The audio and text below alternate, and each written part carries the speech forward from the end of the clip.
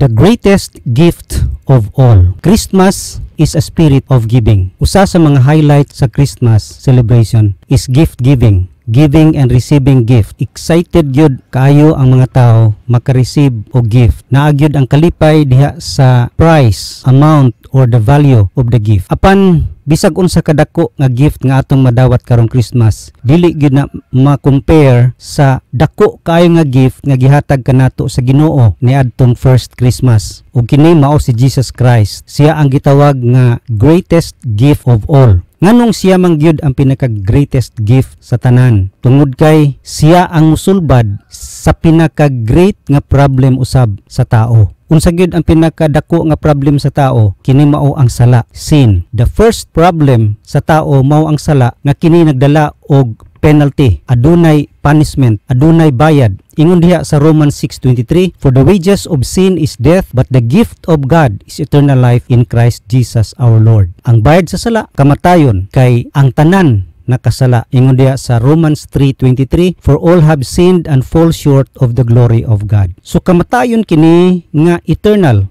separation from God. Kamatayon kini hangtod sa hangtod didto sa impierno. Kinabuhi nga hangtod sa hangtod mahimuwag sa Ginoo. And it is a terrible, miserable life. Kini nga penalty, dako kaayo. Ang tao dili gyud kabayad niini. Walay usa o bisang kinsang tao o gikan sa tao nga makabayad niini. Diha sa Psalm 49:7-9, no man can redeem the life of another or give to God a ransom for him. The ransom for life is costly. No payment is ever enough that he should live on forever and not see decay. So wala gyud makabayad niini. Ni si bisan kinsa walay makahimo sa pagbayad niini. No amount of good works bisag unsa nato kamaayo atong buhat dili gihapon makabayad niini tungod kay ang gikinahanglan, ang price nga atong ibayad requires eternal. So ang tao physical. So bisan pag patyo ni atong lawas dili gyud siya igo kabayad sa eternal price nga gidemand diha sa bayad sa sala. Mao nang ang sin nag-incur og infinite punishment. So ang pwede ra gyud makabayad ni ana ang Ginoo ora. Kana nga problema dako kaayo og kana gitubag sa Ginoo. Si Jesus mao ang tubag ni ana. Siya ang ibayad sa penalty sa atong sala. Ingon diha sa John 3:16, for God so loved the world that he gave his one and only son, that whoever believes in him shall not perish but have eternal life. So gihatag gigasa gayud sa Ginoo nganhi kanato si Ginoong Hesukristo aron kini mahimong muransam or mulukat or mubayad sa atong sala. Ingon diha sa 1 Peter 1:18, for you know that it was not with perishable things such as silver or gold that you were redeemed from the empty way of life handed down to you from your forefathers, but with the precious blood of Christ, a lamb without blemish or defect. So ang bayad ra gyud ang dugo ni Ginoong Hesukristo susama sa usa ka karnero nga gihalad. So giunsa kini paghitabo? Siya nagpakamatay. Mao nang naay dugo kay siya nagpakamatay alang sa atong mga kasalanan. Diha sa Romans 5:8 ingon diha, for God demonstrates his own love for us while we were still sinners, Christ died for us. Siya nagpakamatay alang kanato. Yun sa niya pagpakamatay diha sa cross. Ingon diha sa 1 Peter 2:24, he himself bore our sins in his body on the tree so that we might die to sins and live for righteousness. By his wounds you have been healed. So gibayra niya diha sa cross. Iyahang gipas-an ang atong sala, ingon nga substitute. Siya ang nipuli. Instead nga kita unta ang magpas-an sa sala o mamatay, iya kining gipas-an o nagpakamatay alang kanato. So he paid everything at the cross. Giluwas ta diha sa penalty sa sala. Mao kana ang una nga problema sa sala, naatay penalty. Ikaduha nga problema sa sala, nganong dako gid kay nga problema tungod pud kini sa gahom sa sala, ganiha penalty sa sala. Karon power of sin, ang sin nagkorrupt sa atong pagkatao, corrupted man's being. Mo nang ingon diha sa Romans 7:18-19, ingon diha si Paul, I know that nothing good lives in me, that is in my sinful nature, for I have the desire to do what is good, but I cannot carry it out. For what I do is not the good I want to do, no, the evil I do not want to do, this I keep on doing. So ang tao gyud ay corrupted ang iyang kinaiyahan. It means ang nagdako gyud sa tao mao ang gahom sa sala. Di niya makontrol ang sala. Gamhanan gyud ang kinaiyahan sa sala sa tao. Dili siya makapildi niini. Dili gyud siya kalikay sa sala ug kahibalo gitang ang tanan makasala gyud. Munang sa tao, corrupted siya. Bisan pagani sa atong pagkamatarong naa magitay righteousness na mga tao nga buutan, pero kana nga righteousness is self-righteousness, contaminated by pride. Nakorrupt siya tungod sa sala. Unsaon kini pagsulbad? Gisulbad gihapon kini ni Ginoong Hesukristo. Siya ang tubag niini tungod kay siya ang mahimo natong pagkamatarong ug dili na ang atong self-righteousness. Yun sa kini pagkahitabo sa Romans 8:9 ingon diha, "You however are controlled not by the sinful nature but by the Spirit, if the Spirit of God lives in you. And if anyone does not have the Spirit of Christ, he does not belong to Christ." Sa ato pa, kining tubag sa pagkamatarong pinaagi di ay sa pagpuyo ni Jesus sa sulod sa tao. He lives inside us. Kung magpuyo na siya sa sulod sa tao, ang iyahan ng character or ang iyahan ng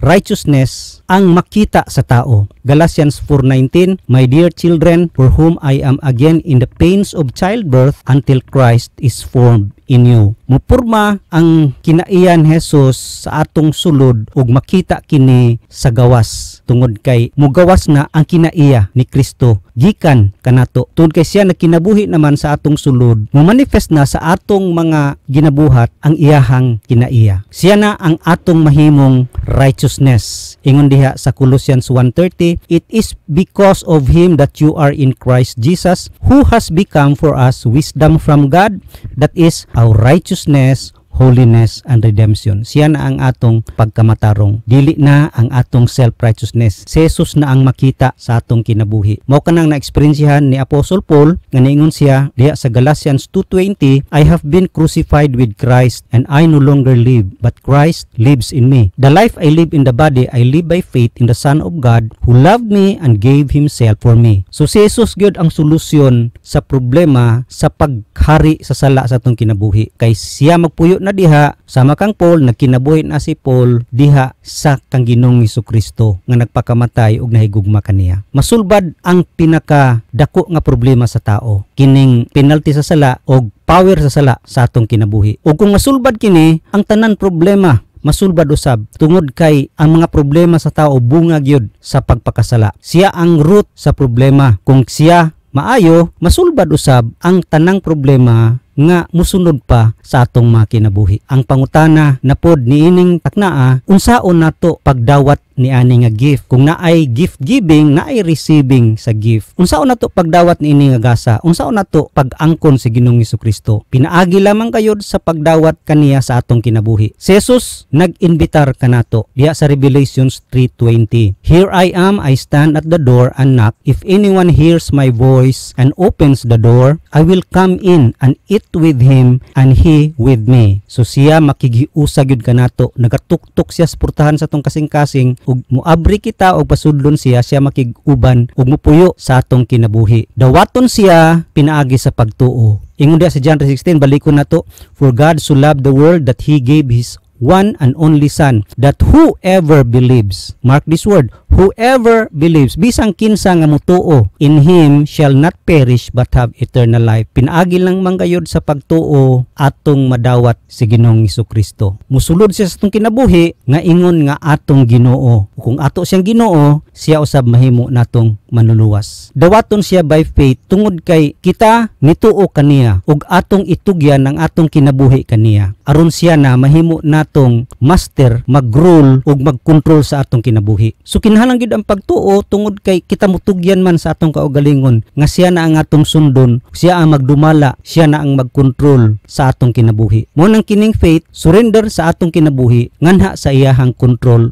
og direksyon sa iyahang pagdumala. Mao kini ang pasabot sa pulong nga faith, surrender. Pag nituo ka, ikaw nituo nga ikaw makasasala, guilty, nakapasakit sa Ginoo og naay penalty nga mao ang kamatayon. Og nituo pod ka nga dili ka kaluwas sa imong kaugalingon, helpless ka. Then nituo pod ka nga ang Ginoo nahigugma kaayo kanimo og kana gipadayag sa pagpakamatay ni Kristo in behalf sa atoa nga kita unta ang mamatay. Mituo ta ni ana og mituo pod ta nga siya kasaligan gyud tungod kay nahigugma siya kanato, kasaligan gyud siya nga mag-control ug mag-direct sa atong kinabuhi. Mao kana ang gitawag nga surrender. Mahimo nato pag surrender ang atong kinabuhi, pinaagi lamang gayud sa pag-ampo. Sa dihang ikaw nidawat kang Kristo sa imong pagtuo, pinaagis pag-ampo, madawat nimo kani nga gift. O kini nga gift kausar gid ka mutugyan ani. This is a one-time surrender. Kay kausar pud siya mupuyo sa atong kinabuhi. Kung imo siyang dawaton sa imong kinabuhi, mupuyo siya hangtod na as hangtod. Dili siya mobiya kanato. Mao nang bot ipasabot nga receive Jesus by faith. Og kung madawat na nato siya, madawat nato ng gift, ma-enjoy na pud nato ang mga benepisyo niya nga gift. Ma-enjoy nato ang pagpuyo ni Kristo sa atong kinabuhi. Mabayaran natong sala og kita adunay gahom na sa pagpildi sa sala. Ug naa pag mga add-ons, mga additional benefits, dugang mga benepisyo nga kita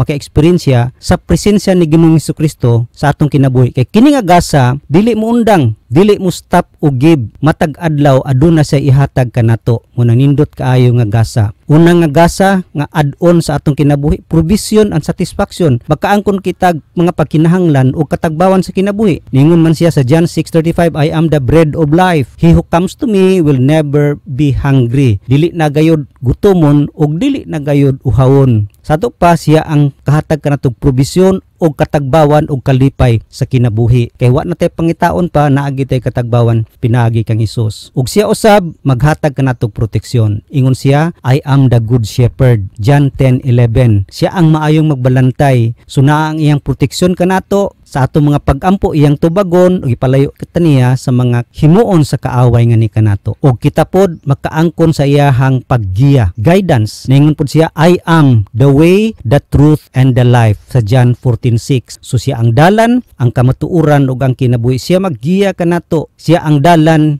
paingon ngadto sa kahimayaan ug kalampusan sa kinabuhi. Lastly, dugang nga add-on is makabaton po kita og comfort and rest. Mahupay kita adunay kalinaw nga atong maangkon usab. Ingon siya diha sa Matthew 11:28, come to me all of you who are weary and I will give you rest. Duol kamo kanako kamo nga gibug-atan kay papahulayon ko kamo. Mao na ang mga gasa nga moresulta sa atong pagdawat kang Ginoong Hesukristo. Maangkon nato kung naa na si Kristo sa atong kinabuhi. Mao na ang pangutana ning taknaa, nadawat na ba nato kini nga gasa? Kung wala pat kita nakadawat ani nga gasa, ayaw paglangan igsuon. Dawata siya karon dayon aron imong ma-enjoy ang dili makumpara nga mga benepisyo ani nga gasa. Ug ma-eksperyensyahan nimo ang greatest joy sa tibok gyud nimong kinabuhi. And it is only by faith ug mahimo nimo na sa imong pag-ampo karong taknaa nga mo-surrender kaniya. Kung ikaw nakadawat na kang Ginoong Hesukristo sa imong kinabuhi, padayon continue to experience the deliverance from the power of sin. Padayon pag kinabuhi nga mupildi sa sala. Padayon nga tugutan siya nga muhimo kausaban sa tong kinabuhi. Padayon kita nga mo-surrender kaniya aron walay makapugong sa paggawa sa iyang kinaiya, pinaagi kanato. Kinahanglan to ang matag adlaw nga surrender aron kita ma-deliver sa gahom sa sala. Sa atong deliverance sa penalty, kausarata mo surrender ato. Maangkon nato si Jesus dayon. Pero kining surrender nato aron kita magmadaogon sa sala, kada adlaw ni. Tungod kay kada adlaw kita nakig-away sa sala. Kada adlaw adunay tentasyon sa atong kinabuhi. Munang kinahanglan kini og adlaw-adlaw nga pag-surrender kaniya. Kung kita mapakya sa pag-surrender matag adlaw, munang usay magmadaogon ang sala sa atong kinabuhi tungod ni pakyas ta sa atong pag-surrender. So surrender ta aron si Kristo mugawas gyud ug way makapugong sa iyahang pagpadayag sa iyang kinaiya,